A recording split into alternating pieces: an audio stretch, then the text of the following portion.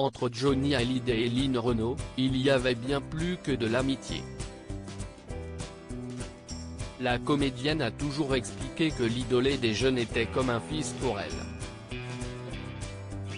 En tant que marraine dans le métier, elle avait lancé sa carrière dans les années 60, le révélant au public dans une émission de télévision alors que le rocker n'avait alors que 17 ans.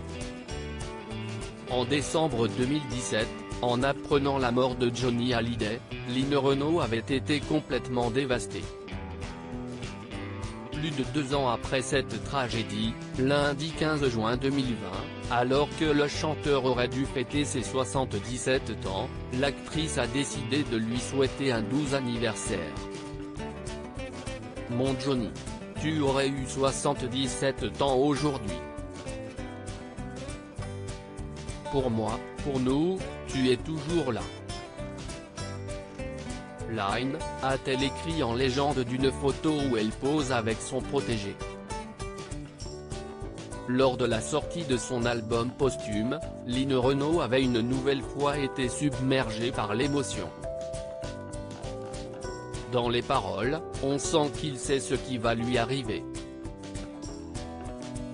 Mais comment a-t-il pu faire cet album dans son état, malade, et avoir cette puissance et cette amplitude vocale?